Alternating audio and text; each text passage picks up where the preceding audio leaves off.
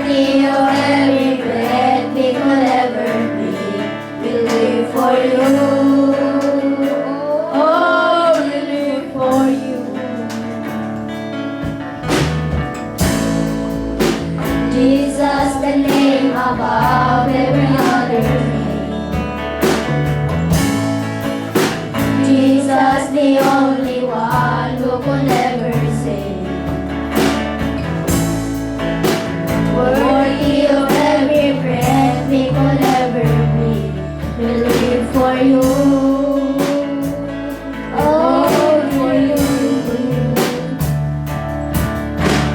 Holy, there is no one like you. There is none beside you.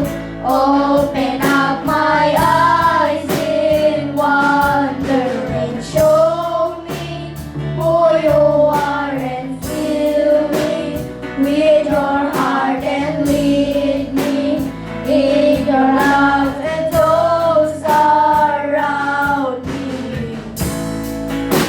Jesus, the name above every other name.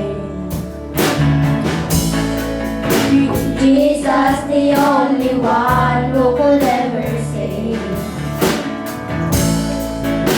Worthy of every breath we could ever be. We live for you. Oh, we live for you. Holy, there is no one like you. There is none beside you.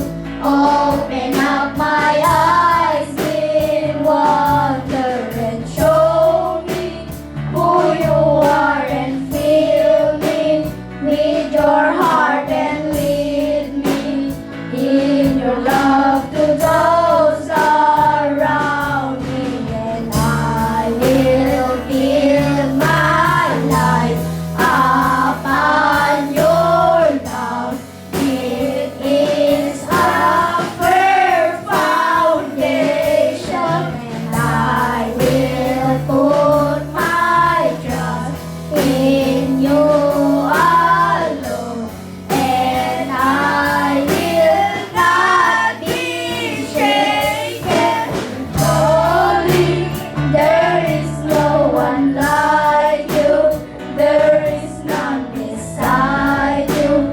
Open up my eyes in wonder and show me who you are and fill me with your heart and lead me in your love to those around me.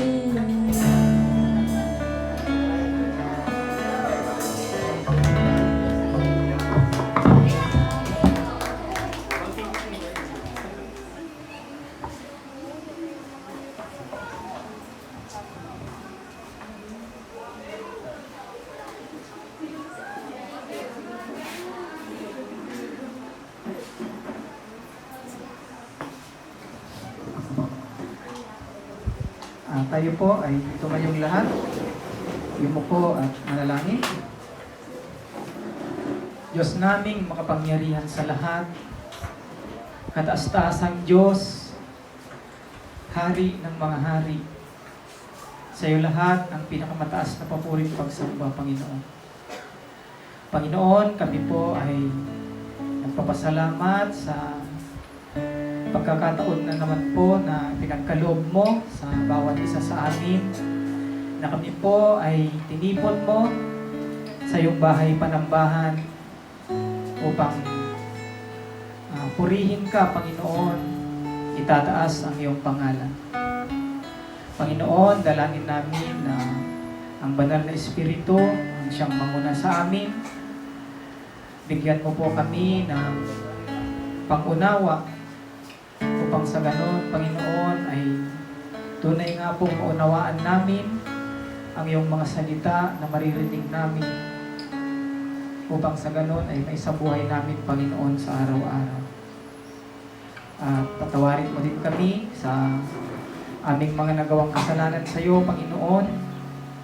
Yung mga inisip namin, ginawa namin, ipinagawa mo sa amin, Panginoon, na hindi namin nagawa. Kami po ay humihingi ng kapatawaran, Panginoon. At i-bless mo, Panginoon, ang mga awitin na awitin namin para sa iyo, naway mabigyan ka, Panginoon, ng panuguran, Panginoon. At i-bless mo, Panginoon, ang lahat ng parte ng gawain ito, naway ikaw lamang po ang siyang maitaas at madakila, Panginoon. Marami pong salamat. Ito po ang aming samot dalangin sa pangalan ng aming Panginoong Yesus. Amen. Patuloy po tayong tumayo.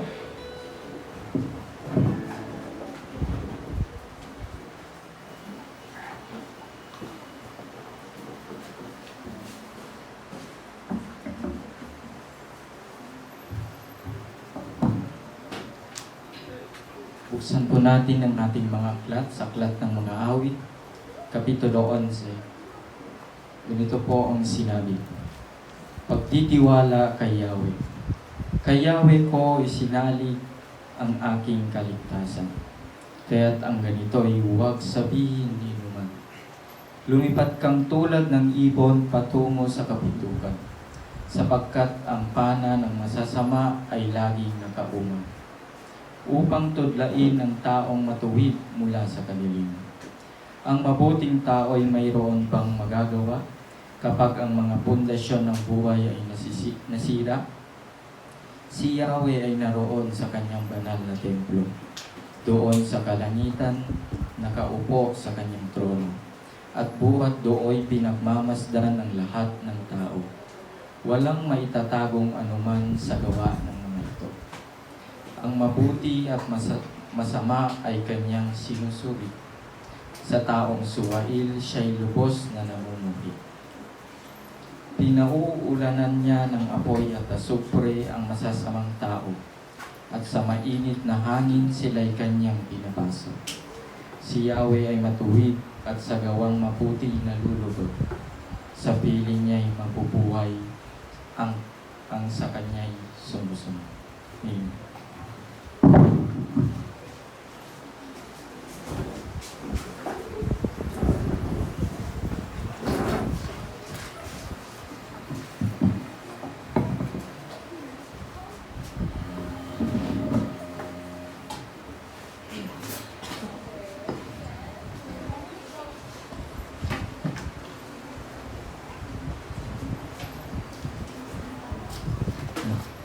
Isang mapagpalang hapon po sa ating lahat.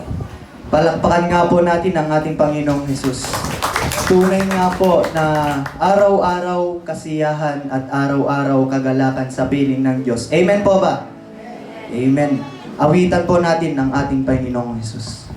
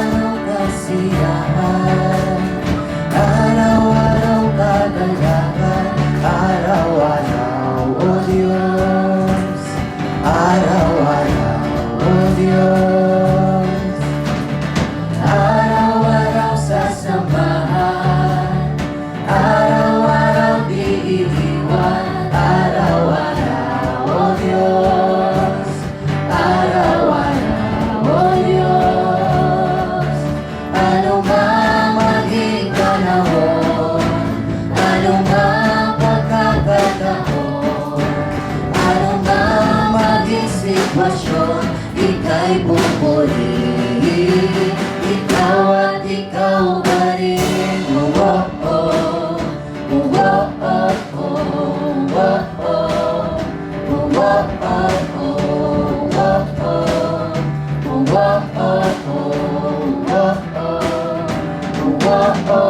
Araw-araw kasiyahan, araw-araw kagalakan, araw-araw, O Diyos, araw-araw, O Diyos.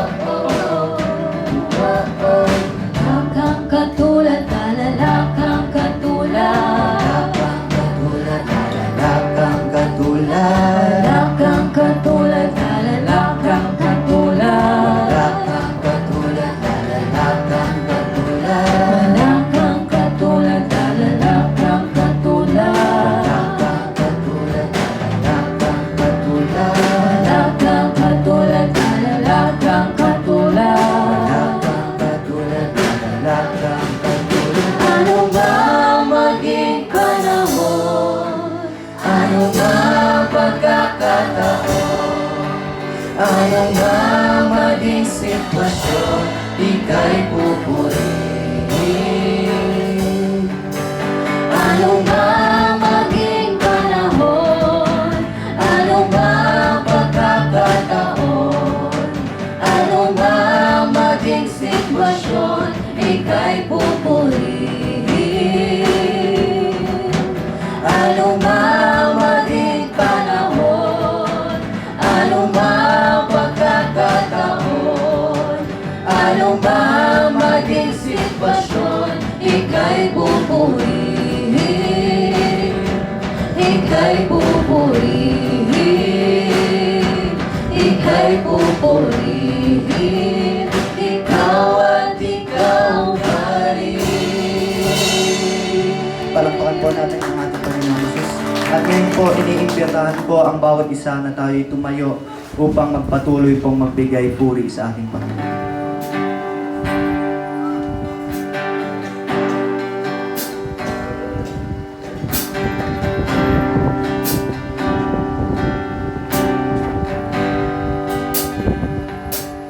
Dalangin ko'y maibalik, pananabik sa iyong piling. Noong una natagpuan, inilaan kaligtasan sa krus ko na kami.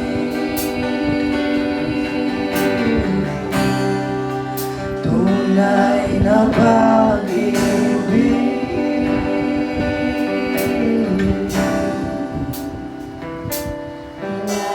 ko maibalik, pananabik sa iyong piling. Noong una nagtapuan, inilaan kaligtasan sa krus ko na kami.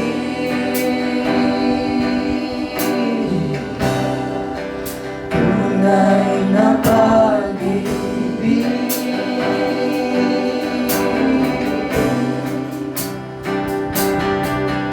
Panginoon, tanging tahanan, kapahingahan. Sa'yo ko lang natagpuan ang tunay na kaligayahan, kapayapaan. Sa'yo ko lang nadarama, O Ama, ako'y nagbabalik. Panginoon, hindi na aalis. Dalangin ko'y maibalik, pananabik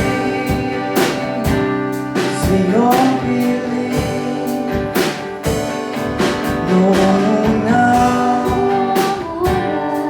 natagpuan, inilaan kaligtasan sa krus ko na kami.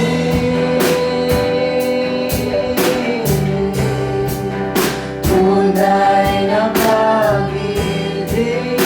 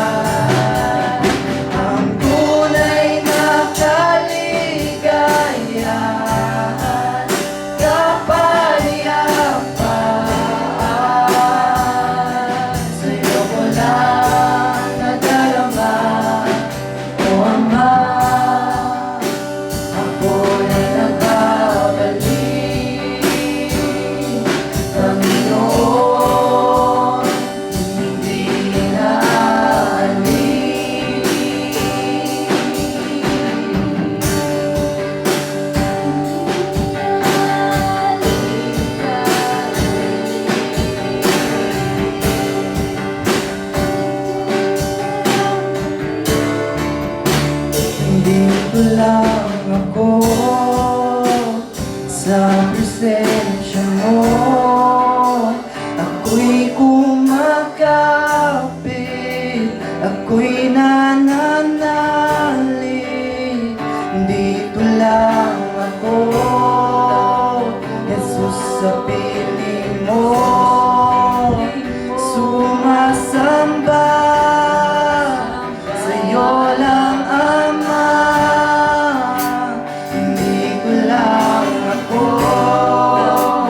sa presensya mo, ako'y kumakapit, ako'y nananalig. Dito lang ako, Jesus, sa piling mo, sumasamba sa'yo lang, Ama. Nandito lang ako sa presensya mo, ako'y kumakapit, ako'y nananalig. Nandito lang ako, Jesus, sa piling mo, sumasamba sa'yo lang, Ama.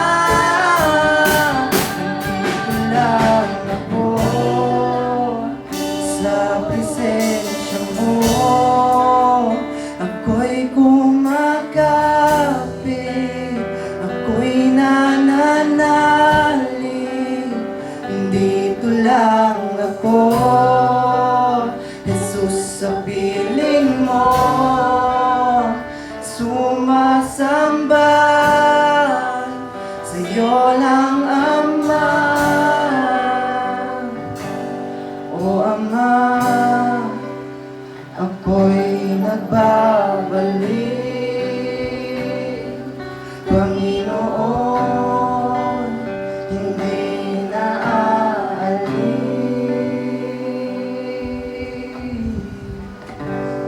Amen. Patuloy po nating awitan ng ating Panginoon. Tunay nga po ng ating Panginoon ang siyang ating nais na ang kanyang kagandahan ay ating mapagmasdan. Panginoon, ang nais ko, kagandahan mo ay pagmasdan, ang pag-ibig mo sa aking tugon, kailan may di pababayaan sa iyo naman. Matatagpuan sa iyo lamang.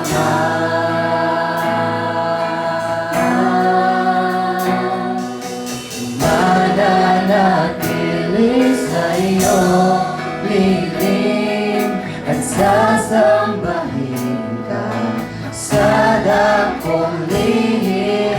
Mananatili sa iyo lilim nang masungkungan ka sa dakong lihim.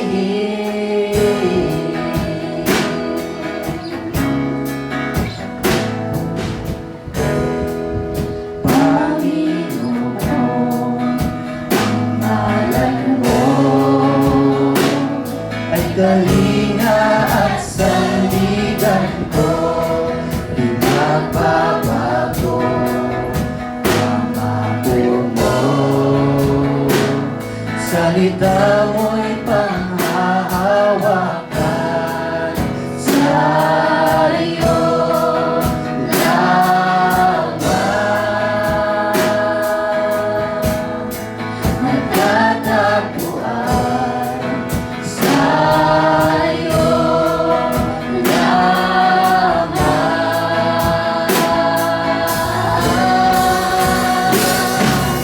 Mananatili sa iyo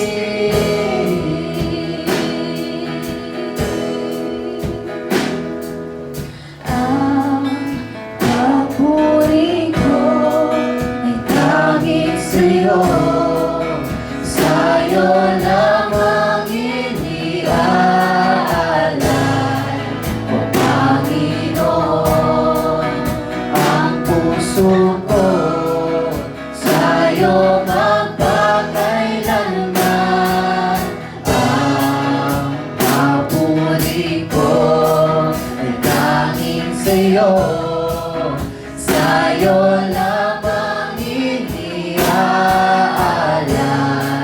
O Panginoon, ang puso ko, sa'yo magpakailanman. Ang papuri ko ay tanging sa'yo, sa'yo lamang iniaalay, O Panginoon, ang puso ko, sa'yo magpakailanman.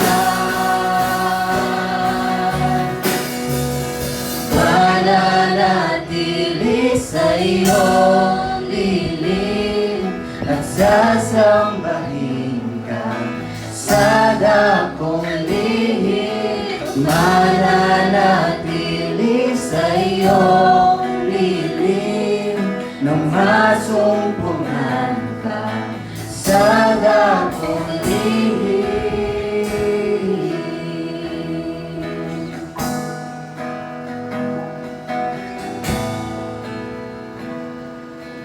Sa dakong lihim. Palakpakan po natin ang ating Panginoong Jesus. At ngayon po, bago po tayo umupo, i-welcome po muna natin ang bawat isa.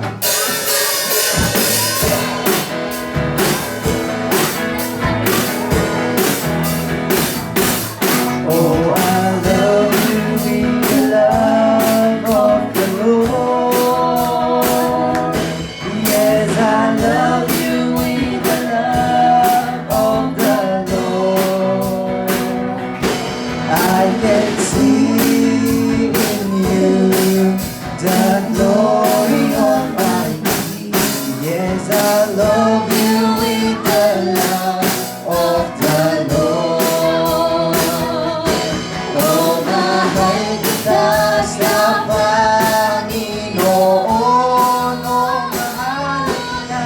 mahal kita sa Panginoon. Nakikinig ako ang kalwalhatian niya. Oh, mahal kita sa Panginoon.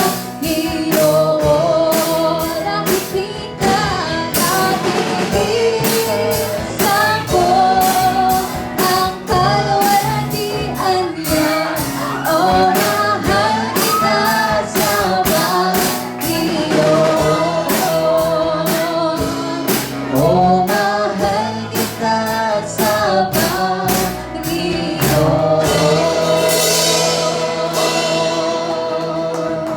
Muli po, palakpakan po natin ang ating Panginoong Jesus.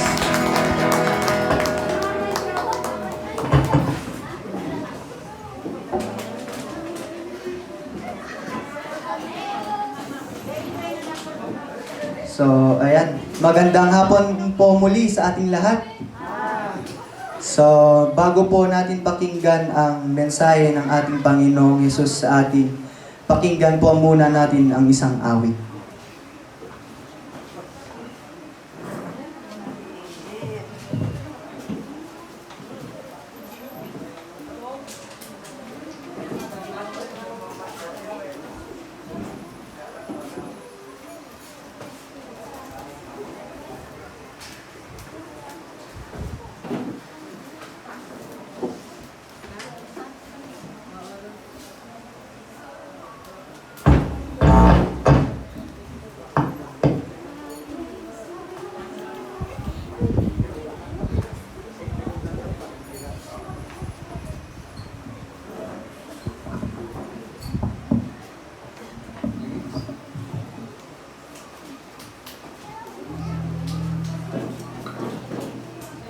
Pawikan po natin ang ating Panginoon.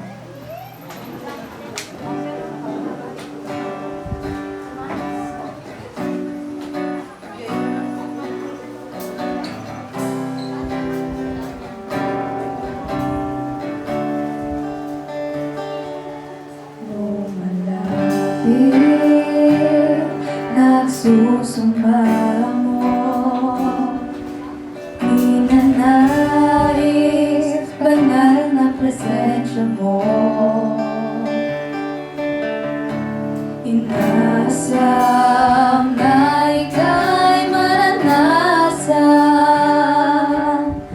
O Diyos, puso ko'y katapuin. Lumalapit, nagsusumamo. Ninanais, banal na presensya mo. Inaasahan na ika'y maranasan. O Diyos, puso ko'y katakutin. Ang pagmamahal mo ay walang katulad. Sa buhay ko ay kailan may pinakulang. Ako'y namamangha sa'yo. Kadakilaan, itatanghal kita. O Diyos, ikaw lamang.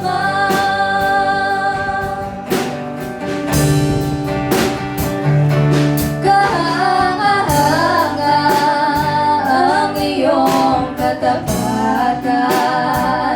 Ang kabutihan mo ay walang hanggan. Ikaw, Jesus, ang matibay na sandigan.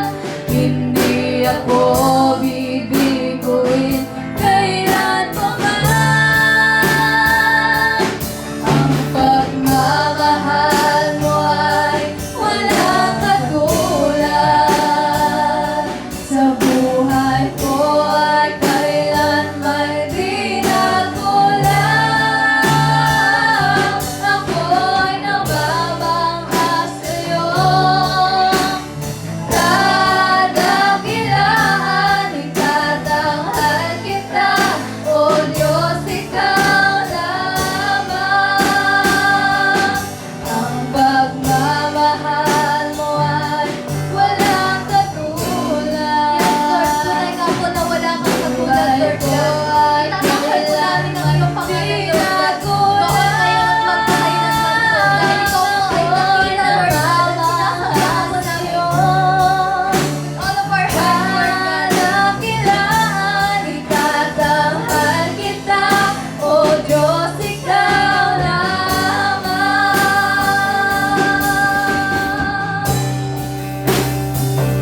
Oh, Jesus,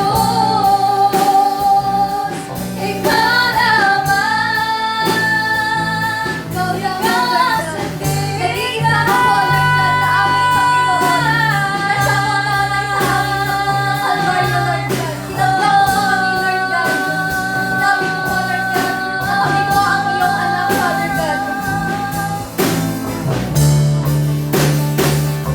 Pagkako mong tunay sa buhay ko ay siyang gabay, aking lakas at kanlungan.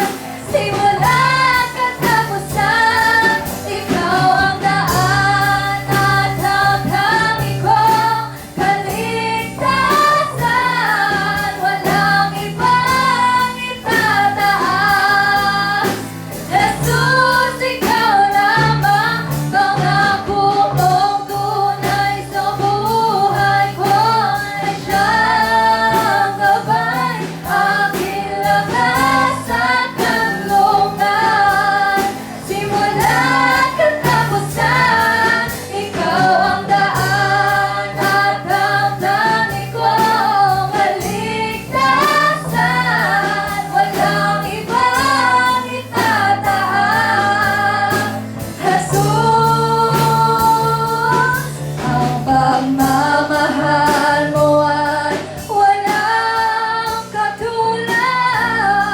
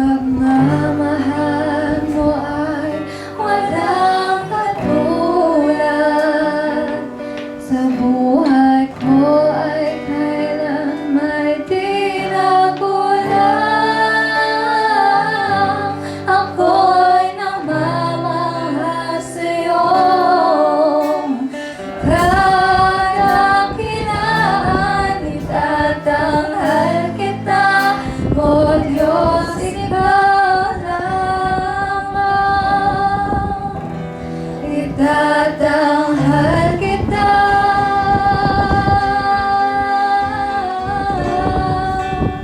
O Diyos, ikaw lang.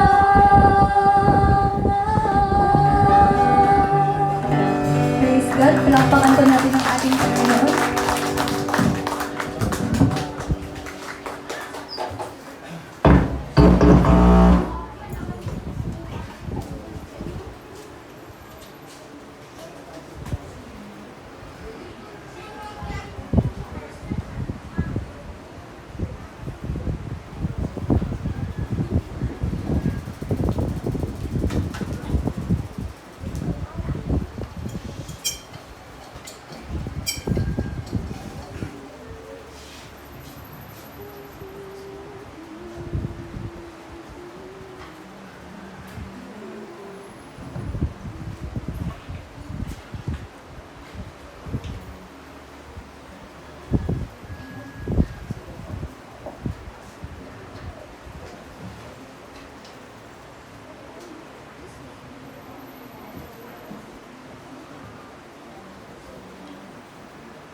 Isang mapagpalang hapon pong muli sa ating lahat.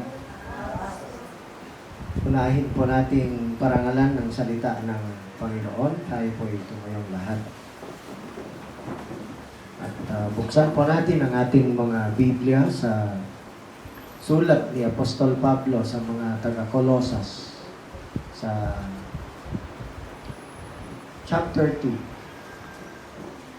Page 239 po yan sa Biblia ang ginagamit natin.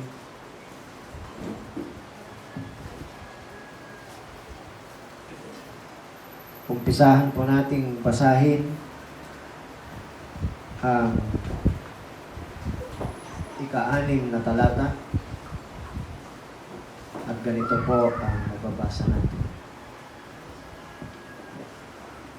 Sapagkat tinanggap na ninyo si Kristo Jesus bilang Panginoon, mamuhay kayo sa paraang karapat-dapat sa Kanya. Magpakatatag kayo at patuloy na lumago sa pagkakilala sa Kanya. Magpakatibay kayo sa pananampalatayang itinuro sa inyo at lagi kayong magpasalamat sa Diyos. Mag-ingat kayo upang hindi kayo mabihag ninuman sa pamamagitan ng walang kabuluhan at madayang katuruan na hindi kay Kristo nagmula, kundi sa mga tradisyon ng mga tao at sa mga lituntunin ng mundong ito. Sapagkat likas kay Kristo ang buong pagka-Diyos kahit na siya'y nagkatawang tao.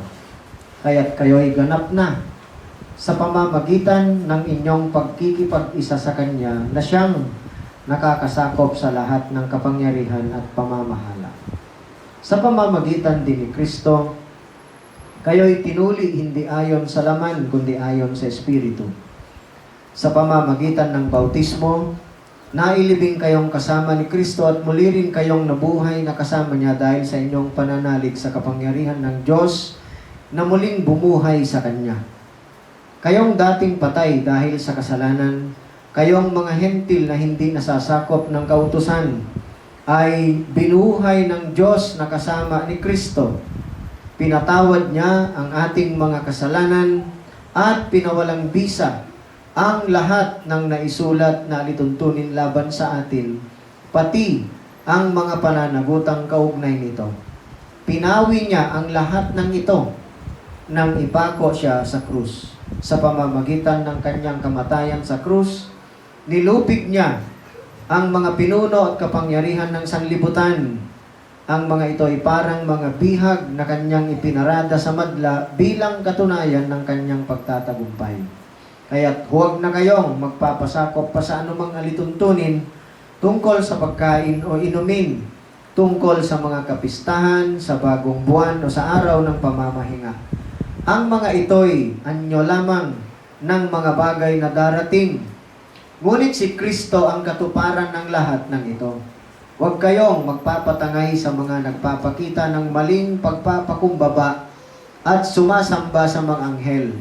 Ipinagmamalaki nilang sila'y nakakahigit sa inyo dahil sa ipinaggigiitan nilang mga bagay na di naman nakikita. Ngunit, ang totoo, nagyayabang lamang sila dala ng kanilang isipang makalaman.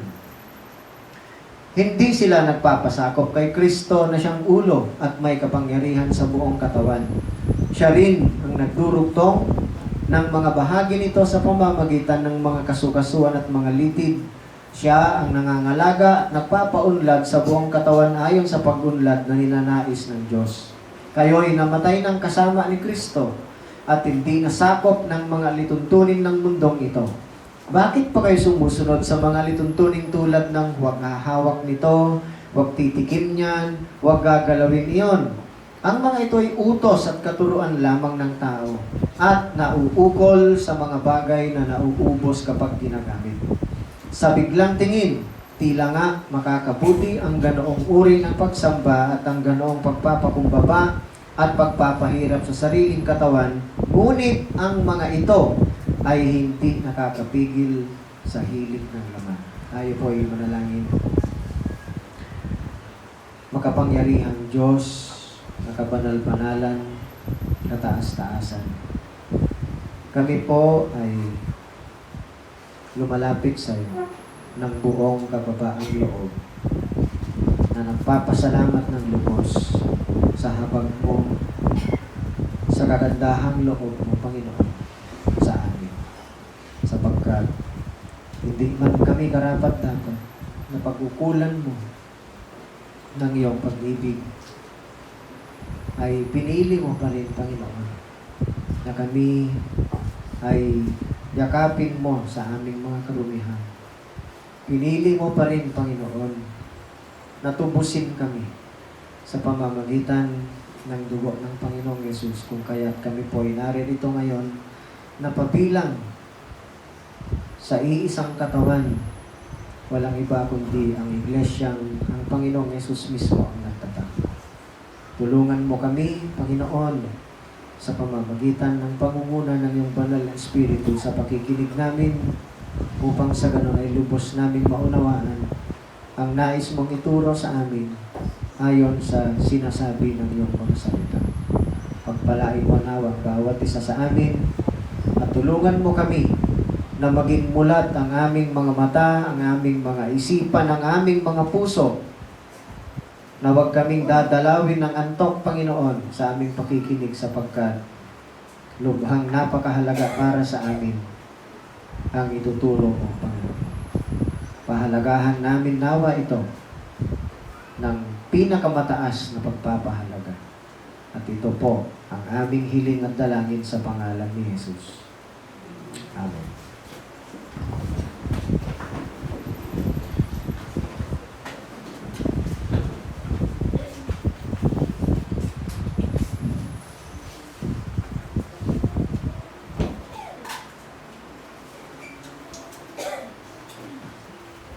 So, mga kapatid, isang katanungan ang ating sasagutin sa hapong ito ayon sa katotohanan ng mga salitang ating nabasa na sulat ni Apostol Pablo. Totoo po, hindi may tatanggi ni naman na ang bawat iniligtas ng Diyos sa pamamagitan ni Jesus, sa pamamagitan ng kanyang dugo, sa pamamagitan ng pag-aalay ng kanyang buhay, ay wala na pong pwedeng magpabago sa katotohanan mo. Kailanman ay hindi na mawawala sa atin ang kaligtasang ipinagkaloob ng Diyos sa atin. Sapagkat ang sabi ng binasa natin dito sa chapter 2 ng Book of Colossians ay sa verse 10, ang sabi, kaya't kayo'y ganap na sa pamamagitan ng inyong pakikipag-isa sa Kanya na siyang nakakasakop sa lahat ng kapangyarihan at pamamahala. Pag sinabing ganap na, ano ba ang ganap sa English? Complete. Wala nang pagkukulang. At ang rason o kadahilanan ng ating pagiging ganap ay dahil lamang kay Kristo at wala nang ibang rason. Kung kaya't nakakatiyak tayo na anuman ang mangyari, walang anumang bagay, yun ang sabi ng Romans 8, ang pwedeng makapaghihiwalay sa atin sa pag-ibig ng Diyos sa pamamagitan ni Kristo. Yan ay assurance. Ngunit, isa ding katotohanan, mga kapatid, bagamat tayo'y ligtas na, ang position natin sa pamamagitan ni Kristo ay ligtas na tayo at walang duda. Ngunit, hindi tayo lubusang naging ganap na hindi na magkakasala pa. Tayo ay ganap na sa paningin ng Diyos. Ngunit, dahil naririto pa tayo sa katawang lupa na ito, hindi pa din natin maiiwasan ang magkasala. Yan mismo ang sinasabi ng sulat ni Juan. Kung titignan po natin ang sulat ni Juan sa 1 John chapter 1, ganito po ang nasasabi niya. Sa verse 8, kung sinasabi natin tayo'y walang kasalanan, dinadaya natin ang ating sarili at wala sa atin ang katotohanan. At sa verse 8 yun. At sa verse 10, kung sinasabi natin hindi tayo nagkakasala, ginagawa nating sinungaling ang Diyos at wala sa atin ang kanyang salita. Nagkakasala pa rin tayo, kahit tayo'y ligtas na. Kaya mahalagang sagutin natin ang isang katanungan sapagkat mahalaga ito, mga kapatid. Ano ba ang mangyayari sa atin kapag tayo'y magkakasala pa sa kabila ng katotohanan tayo'y ligtas na? What happens when a believer sins after salvation? Una sa lahat, nais kong tiyakin sa bawat isa na nagkakasala tayo, sinasadya man o hindi, ay kailanman hindi na po natin mawawala ang ating kaligtasan. Sapagkat sa totoo lang po, isa sa pinaka malaking struggle ng maraming mananampalataya sa panahong ito ay kung papaano nila sagutin o harapin at sagutin ang katanungan, what happens when I sin after I am saved? Sa katunayan nga kahit sa mga question and answer portion ni na John MacArthur may nagtatanong ng ganito. Yung ilan, natatakot sila na kapag nagkasala ka pagkatapos ng iyong kaligtasan ay mawawala mo ang kaligtasan. Yung iba naman, natatakot sila na kapag sila'y nagkasala ay papabayaan o aabandonahin sila ng Diyos. God will abandon them. Yung iba naman ay namumuhay sila na hindi maalis-alis o matanggal-tanggal yung guilt sa loob nila at palagi silang namumuhay na parang kinokondena nila ang kanilang sarili. Self-condemnation. Ngunit, ang ilan naman, ang resulta sa kanila, kapag di ninasagot ng mabuti ang katanungang ito, they live in the opposite extreme, wherein sila'y nabubuhay, they act like sin no longer matters at all. Parang wala na silang pakialam sa kasalanan. Ngunit aalamin natin ngayon kung ano ba ang itinuturo ng Biblia. At matatagpuan natin ang tamang kasagutan sa katanungang ito when we rightly divide the word of truth at mauunawaan natin kung ano nga ba talaga ang ating kalagayan o position natin in Christ under grace. Sinabi ko kanina, tinitiyak ng salita ng Diyos. Hindi ako ang nagbibigay ng katiyakan. Ang salita ng Diyos ang nagbibigay ng katiyakan na hindi natin kailanman mawawala ang kaligtasang ipinagkaloob ng Diyos sa atin. Kung tunay tayong nanalig sa tinatawag na magandang balitang naihayag sa atin sa 1 Corinthians chapter 15. Doon mababasa natin na ang ibig sabihin ng magandang balita, si Jesus ay namatay para sa ating mga kasalanan, siya ay nailibing, at sa ikatlong araw ay muling nabuhay. With that truth, we are freely justified, or we were freely justified by God's grace.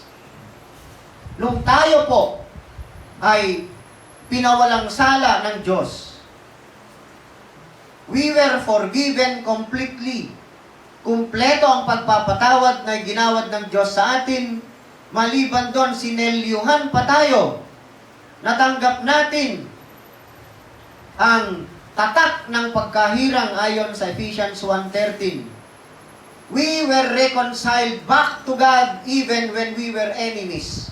Dahil dati tayo ay kaaway ng Diyos, ibinilang tayong kaaway ng Diyos dahil sa ating mga pagsuway, sa ating mga pagkakasala. Ngunit ang ginawa ni Jesus, He reconciled us back to God, kung kaya't na-establish ang kapayapaan, peace between us and God. Yan ang bunga ng Ebanghelyo. Maliban doon, ay ibinilang pa tayong anak ng Diyos at isinali niya tayo sa tinatawag na katawan ni Kristo, body of Christ, at pinagkalooban niya tayo ng buhay na walang hanggan. Now, ang sabi sa Ephesians 1:13, in whom you also trusted after you heard the word of truth, the gospel of your salvation, in whom also after you believed, you were sealed with the Holy Spirit of promise.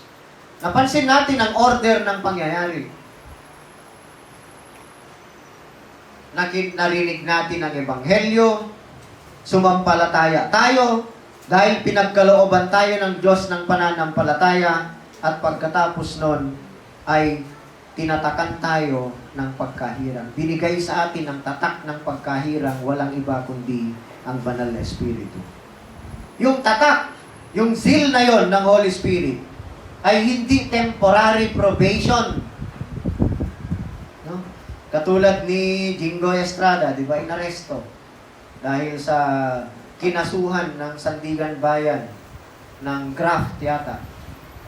Inaresto siya, ngunit pansamantalang nakalaya dahil binigyan ng probation kasi nag-bail.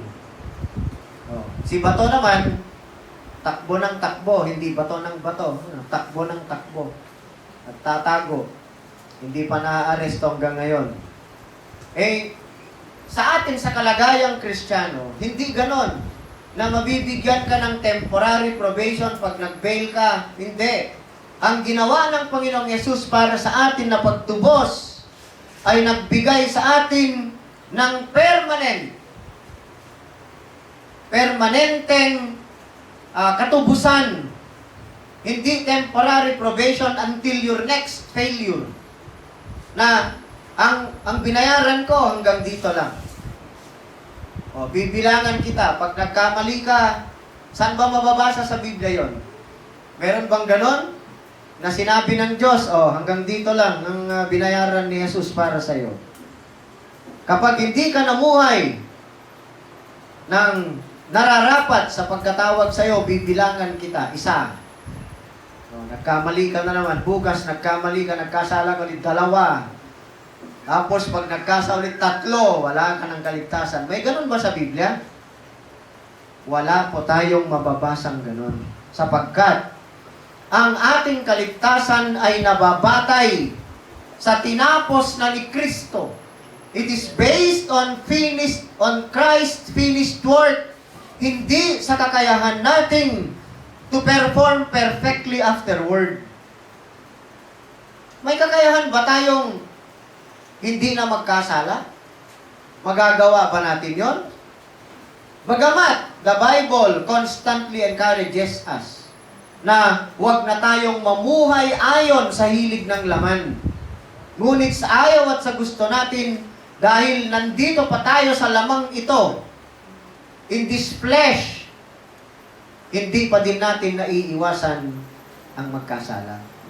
Ngunit, tinitiyak ng salita ng Diyos na kailanman ay hindi mawawala ang kaligtasan na ibinigay sa atin ng Diyos. Kung nakatitiyak tayong ligtas na tayo, ayon sa sinabi ng binasa natin, na tayo'y naging ganap na sa pamamagitan ni Kristo.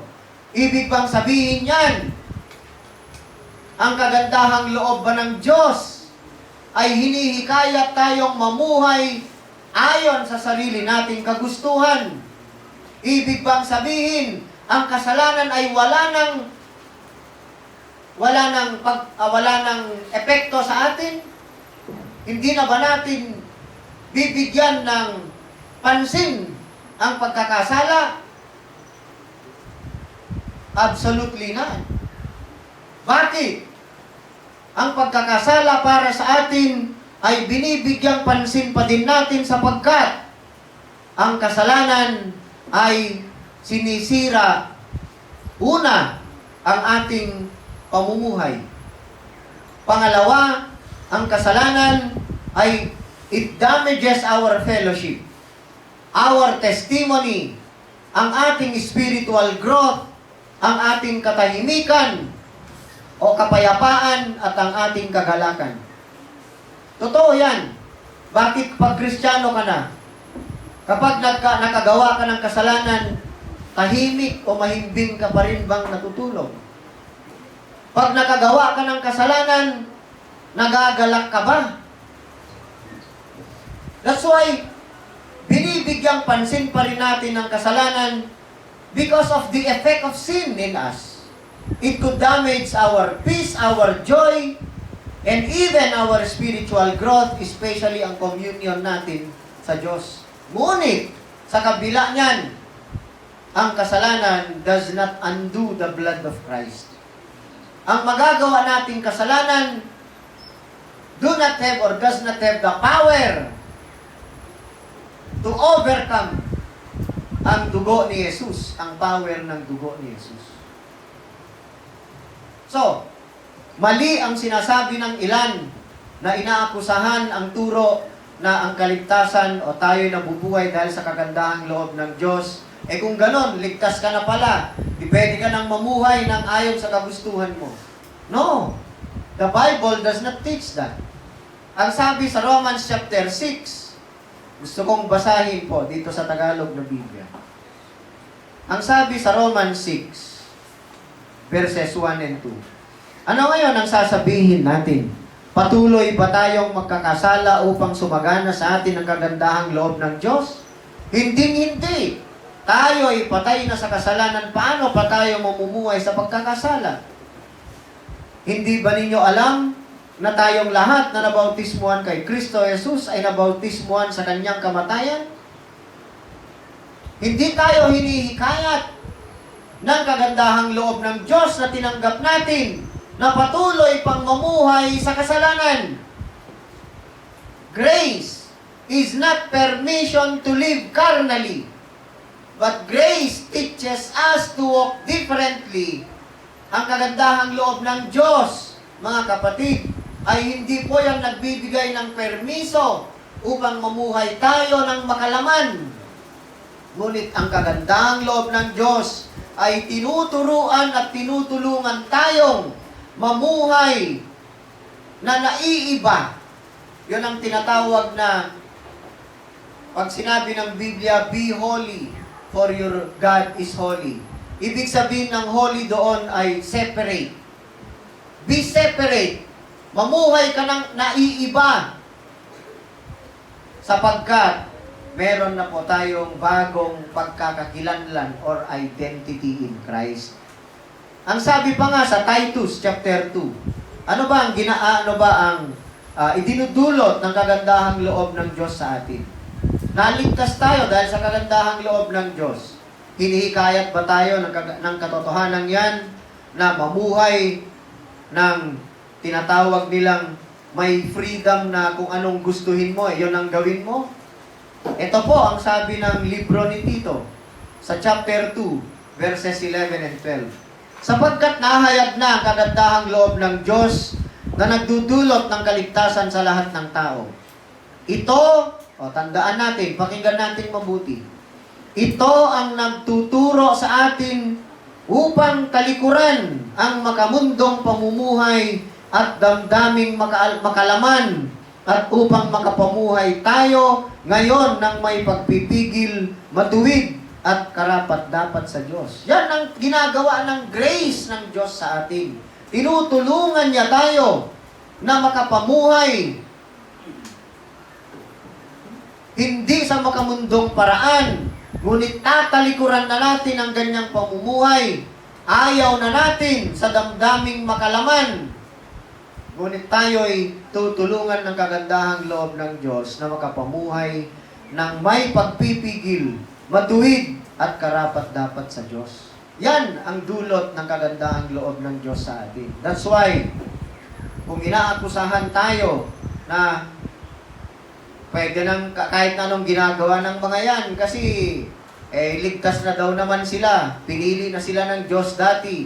Katotohanan sa Biblia yan. Ngunit hindi yan ang totoong tinuturo ng salvation by grace through faith in Christ alone. Under grace, sa pamamagitan po ng kagandahang loob ng Diyos, ang pagsunod natin sa kalooban niya, obedience, ay nanggagaling po yan. It flows from gratitude and new life. Hindi sa takot na mafo-forfeit ang kaligtasan natin. Katulad kanina, pabirong sinabi ni Ami dun sa kina Jewel, tinatawag sila dun para kumain. O sige, kapag di kayo pumunta dito, hindi ka na kayo isasama. Di ba, pananakot yun. Hindi ganon ang pero biro lang yon. Tumalima naman sila kaagad. Hindi ganon ang sinasabi ng kagandahang loob ng Diyos. We obey not because of fear of losing our salvation. We obey God sapagkat yan ay bunga. It flows from gratitude and new life that has been given to us. Ipinagkaloob sa atin ng Diyos ang bagong buhay. Kaya nga sabi dito, nung namatay si Kristo, nung nabautismohan kayo, ay kasama na kayong namatay kay Kristo. Ang buhay na makamundo at makalaman ay wala ng kapangyarihan sa inyo. Ngunit ang totoo ay nagkakasala pa rin tayo. Hindi natin maiiwasan yan, mga kapatid. So ngayon, kung ganon, anong mangyayari sa atin pag nagkakasala pa rin tayo? Sa totoo lang, mga kapatid, nandito pa tayo sa katawang lupa. We are still living in the flesh. Yung presence ng struggle, kapag tayo po ay nag-i-struggle dahil sa, katulad ng sabi ni Pablo sa Romans 7, kung ano yung gusto kong gawin, hindi ko nagagawa. At yung ayaw ko namang gawin, yun tuloy ang nagagawa ko. What a wretched man I am. Tayo man ay ganun din. Sapagkat kung tunay kang Kristiyano, nararanasan mo ang mag-struggle. Ano bang struggling na tinatawag? Yung parang nakikipaglaban ka. Nakikipagbuno. Dahil sa kasalanan. Ngunit, ganyan man ang nararanasan natin, mga kapatid, ang presensya ng pakikipagbuno natin sa impluensya ng mga nagdudulot ng pagkakasala sa atin ay hindi yon dinidisprove o hindi yon pinapatunayan na ang isang mananampalataya ay natatanggal ang kanyang kaligtasan. It only proves, pinapatunayan lamang that when we struggle against sin, pinapatunayan lamang that flesh is still present in us. So ano ngayon ang mangyayari? Hindi natin mawawala ang kaligtasan natin. We could never lose our salvation sapagkat hindi naman tayo ang pinagbugatan ng kaligtasan natin. How could you lose something that you did not earn? Paano mo mawawala ang isang bagay na hindi mo na ano sa Tagalog ang earn? Hindi mo pinaghirapan. So, ano ang mangyayari? Ito, mga kapatid. Una, hindi natin mawawala ang kaligtasan, ngunit, una, pwede po nating maranasan ang pagdidisiplina ng Diyos. We may experience chastening. Nasa Biblia po yan. Kaya nga, sabi ng binasa natin sa Colossians kanina, hindi mawawala ang kaligtasan kasi bakit ka pa babalik sa katuruang itinuro lamang ng mga tao na wag mo nang hawakan ito, wag mong tikman yan, ano pa yung sinabi? Wag titikim yan, wag hahawak nito, wag gagalawin yon. Bakit ka pa nagpapasakop sa ganon? Yan ang sabi ng Biblia. Wala nang kapangyarihan ng mga yon sa iyo sapagkat ligtas ka na. Naging ganap ka na sa pamamagitan ni Kristo. Ngunit, kapag nagkakasala tayo bilang mananampalataya, ligtas na sa pamamagitan ni Kristo, una, ay pwede po nating maranasan ang pagdidisiplina ng Diyos sa atin. Ngunit ano ang rason? Ang sabi sa libro ng mga Hebreo, Hebrews chapter 12, verse 6, ganito po ang mababasa. Umpisa natin sa verse 5. Nalimutan na ba ninyo ang panawagan ng Diyos sa inyo bilang mga anak niya, mga salitang nagpapalakas ng loob? Anak ko, huwag mong baliwalain ang pagtutuwid ng Panginoon at huwag mong mamasamain kapag ikaw ay dinidisiplina niya, sapagkat dinidisiplina ng Panginoon ang mga minamahal niya at pinapalo ang itinuturing niyang anak. Kapag dinidisiplina tayo ng Diyos, kailangan nating tiisin sapagkat ang sabi dito, tiisin ninyo ang lahat ng hirap bilang pagtutuwid ng isang ama dahil ito'y nagpapakilalang kayo'y tinatanggap ng Diyos bilang tunay niyang mga anak. Sinong anak ang hindi dinidisiplina ng kanyang ama? So, kung tayo ay nagkakasala, hindi natin tinutupad ang kalooban ng ating Ama sa langit, dinidisiplina niya tayo. At kung minsan, ang disiplinang yan ay hindi nagdudulot ng comfort sa atin. But remember, ang pagdidisiplinang ginagawa ng Diyos ay hindi condemnation to hell. It is a loving correction from a father. Ang pagdidisiplina niya ay dahil sa kanyang pag-ibig sa ating itinuturing niyang kanyang mga anak. Kung minsan, sa pagdidisiplina ng Diyos sa atin, inaalaw niya ang consequences ng ating mga pagkakamali. Katulad ni Abraham, hindi ba nagmadaling si Sarah? Pinangakuan siya ng Diyos, nabibigyan siya ng kanyang anak na galing mismo sa kanya. Ngunit hindi nahintay ni Sarah. Kaya anong ginawa ni Sarah? Ibinigay niya ang kanyang katulong, si Hagar. At doon, nagbuntis si Hagar sa pamamagitan ni Abraham. At anong konsekwensya? Alam natin ang istorya sa Biblia. God allows consequences. He allows conviction. Yung kapag nagkasala ka, nababagabag ka, hindi ka mapakali, hindi ka matahimik, inaalaw ng Diyos even ang panghihina mo kapag ikaw ay nakagawa ng kasalanan. Lahat yan ay pwedeng ipahintulot ng Diyos, pati ang pagdidisiplina, upang sa ganon ay makakapanumbalik tayo sa spiritual health and growth natin. Tulad nung kinanta kanina, di ba? Ano ba yung tema ng kanta nila, General kanina? Di ba?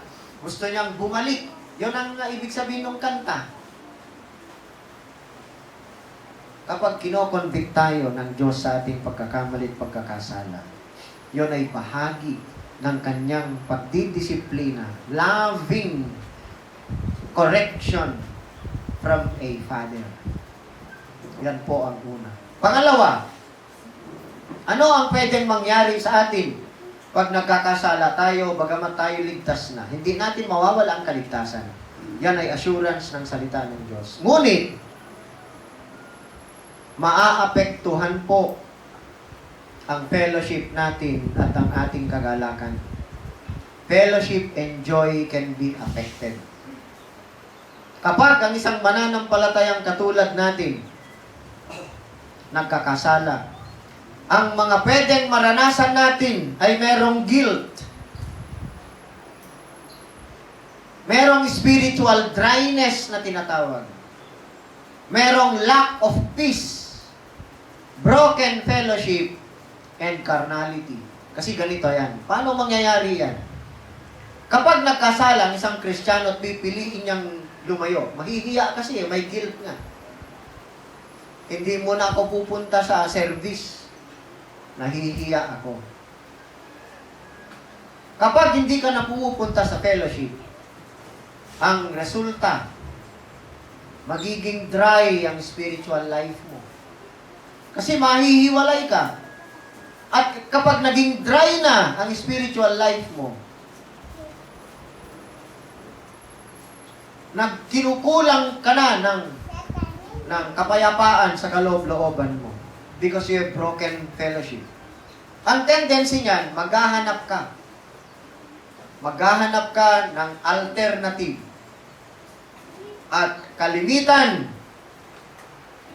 kapag hindi ka na pumupunta sa fellowship, hindi lumalayo ka, ang nadidevelop sa iyo ay carnality. Unti-unti, mahahatak ka ng makamundong mga gawain. Nag-uumpisa yan kapag naranasan natin ang spiritual dryness. Ngunit, sa kabila ng mga ganyang pangyayari, mga kapatid, hindi ibig sabihin that God is abandoning us in that moment of life. Ngunit, dahil kapag tayo ay namumuhay ayon sa gusto ng ating laman, it affects communion and spiritual growth. Ano bang sinasabi ng Biblia? Sa Ephesians 4:30.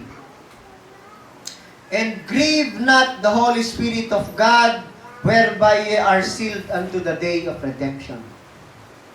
Ito ang nangyayari. Basahin nga natin sa Tagalog. Ephesians 4:30. Ito po ang sinasabi sa Tagalog.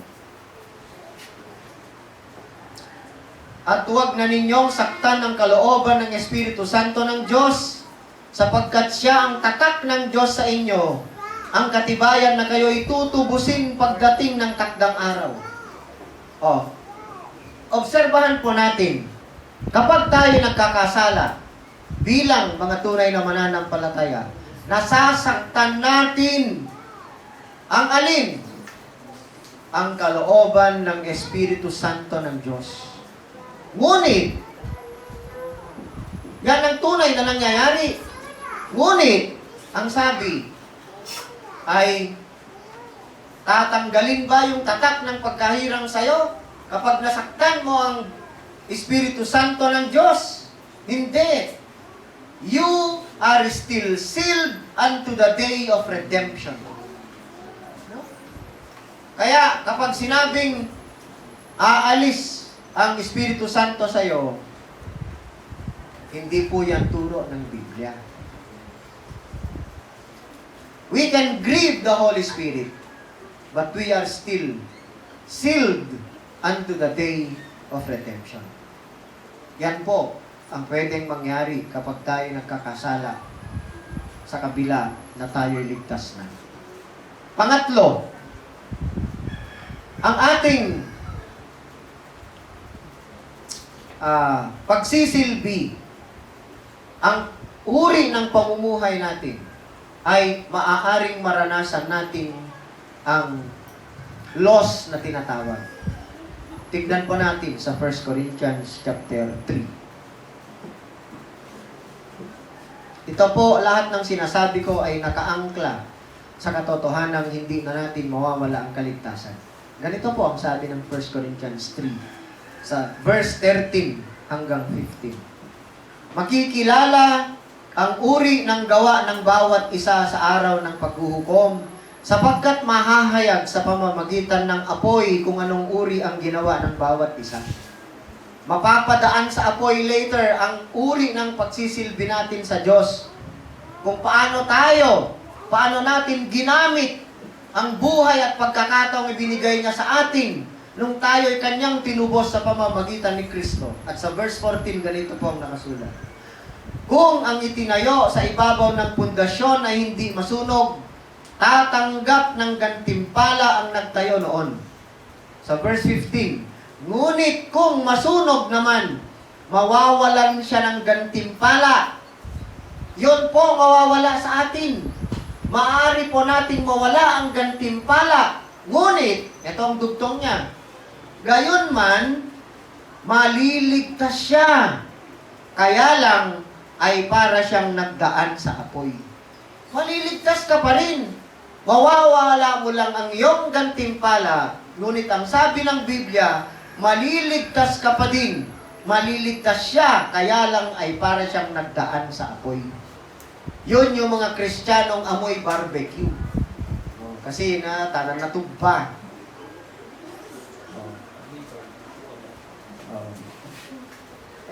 Amuin mo nga yung katabi mo. Kung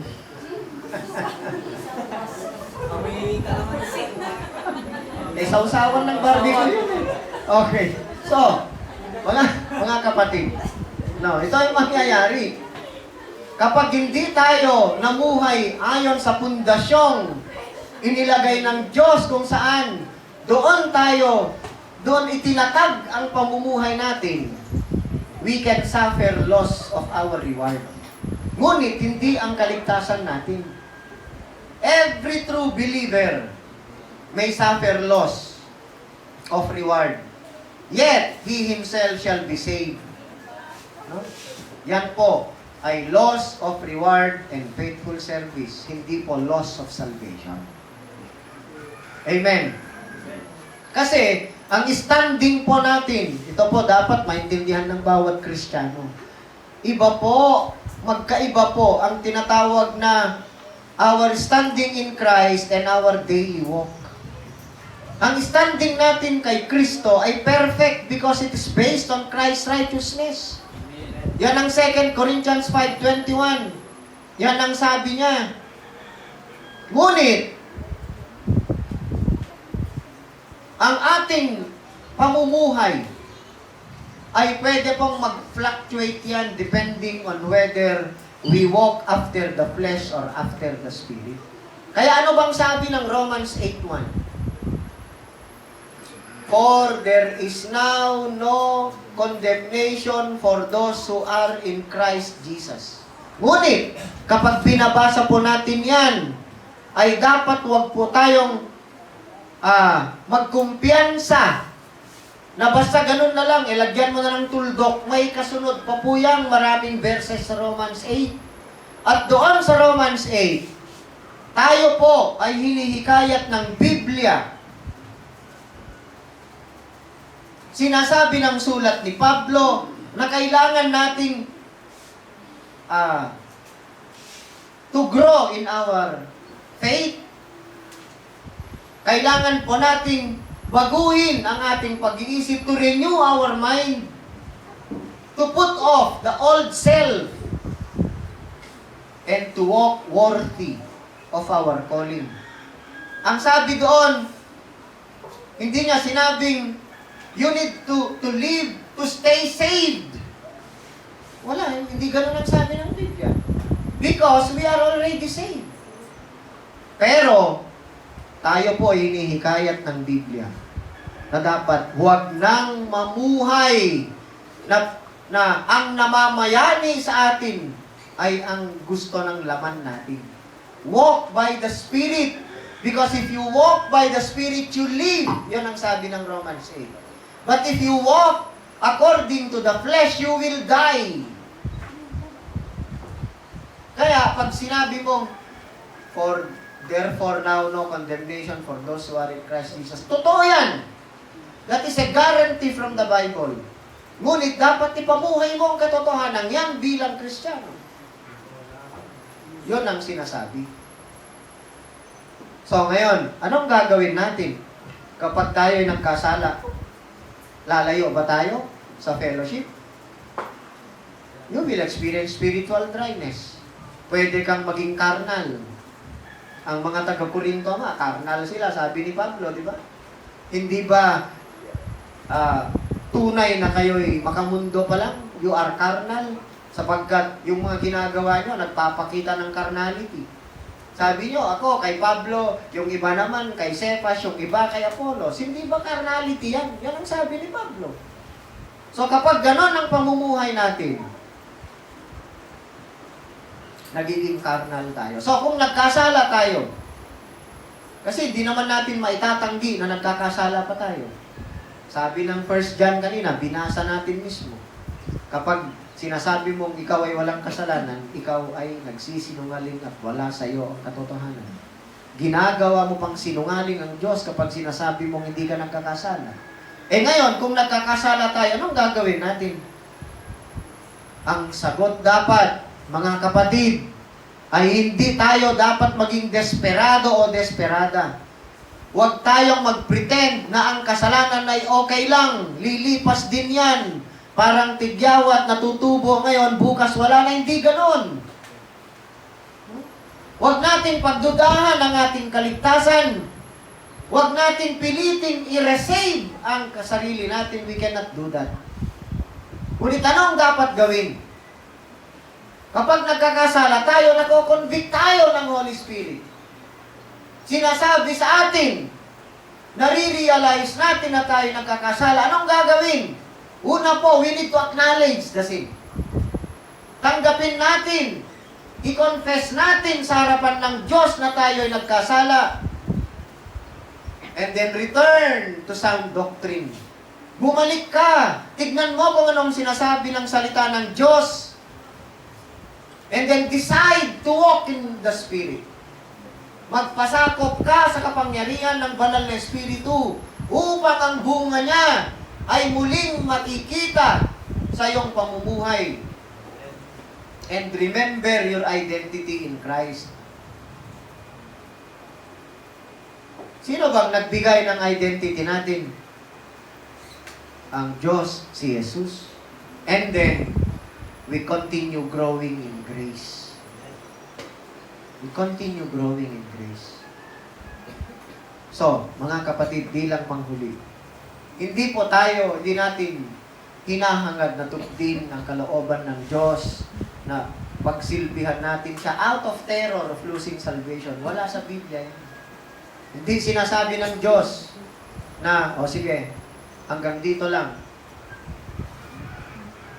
ang tinubos ko sa'yo.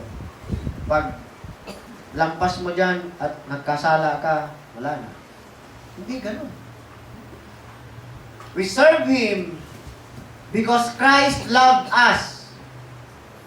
He died for us. Namatay siya para sa atin at binigyan niya tayo ng bagong pagkakakilanlan sa pamamagitan niya. Ang kagandahang loob ng Diyos, ang grace, does not produce careless living when rightly understood. Pagkus, ang kagandahang loob ng Diyos, grace produces thankful hearts na ang inaasam ng pusong yan is to walk worthy of the calling we have received in Christ. Yan dapat ang hinahangad natin. Amen. Hindi tayo, we don't glory on anything except to glory in Christ. So mga kapatid, tayo'y ligtas na. Tayo'y tinubos ni Jesus. At walang duda na pinapatunayan yan ng Biblia. At yung kaligtasan na yan, hindi na mawawala. Ngunit, sa kabilang banda, tayo ay nagkakasala pa din. At kapag tayo nagkasala bilang mananampalataya, ano yung unang pwedeng mangyari? Tandaan natin, ano yung unang pwedeng mangyari? We may experience chastening. Didisiplinahin tayo ng Diyos. Ito yung unang sinabi ko na sa inyo ngayon, noon, I should say, na paging ang pagpapalo ng Diyos ay binibilang pa din nating pagpapala sapagkat ang kanyang purpose of disciplining us ay it is a loving correction from a loving Father. Pangalawa, kapag nagkasala po tayo, maapektuhan ang ating fellowship at ang ating kagalakan. At ang pangatlo, our service can suffer loss. Mawawala po natin ang ating reward. Ngunit ang pamumuhay natin bilang Kristiyano, tinutupad natin ang kalooban ng Diyos hindi dahil sa takot o hindi dahil sa reward, bagkus ang obedience natin ay fueled by the love of Christ in us dahil iniibig din natin ang Diyos at ang ating kapwa. Amen. Tayo po ay manalangin. Dakilang Diyos, tunay Panginoon, na kami ay walang dudang tinubos mo sa pamamagitan ng dugo ng Panginoong Hesus. Sa pamamagitan ng pag-aalay niya ng kanyang buhay, walang kakulangan, pagkus ganap na kami, Panginoon, sa iyong paningin. We are perfect in your sight, not because of us or what we have done, but because of what Christ have done for us. Salamat, Panginoon, sa katotohanan yan. Tulungan mo kami na makapamuhay na hindi na kami paghaharian ng pita ng laman. Pagkus ay patuloy kaming magpapasakop sa iyong banal na Espiritu upang siya ang mamayani sa aming mga puso at isipan upang ang bawat gagawin namin tuwing kami po'y magkakasala, tatakbo kami sa iyo. We run to you, acknowledging our sin, asking forgiveness. Patawarin mo kami, Panginoon. Salamat, Lord, sa pagtuturo mo sa amin sa hapong ito. Itatak mo nawa ang mga aral na ito sa aming mga puso at isipan upang mabigyan ka namin ng dangal, ng karangalan, ng kaluwalhatian. Ito po ang aming dalangin sa pangalan ni Jesus.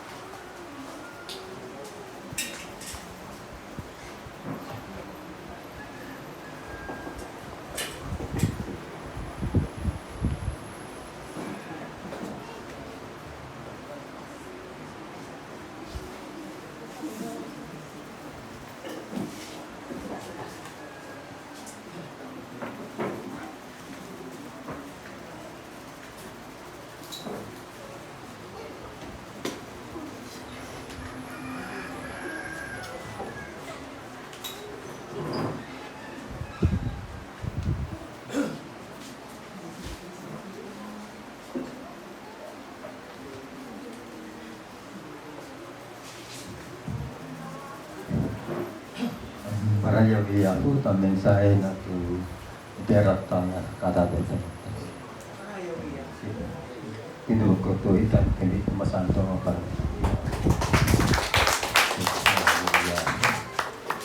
Istinsare yo aku ti ibadah glaba i patasalku.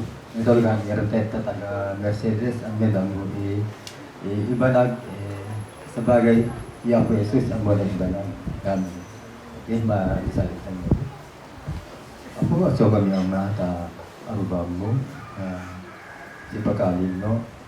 Kung may kami ang mata kong magbalabalo, iyaw mo, Lord, hindi ka dito mensay.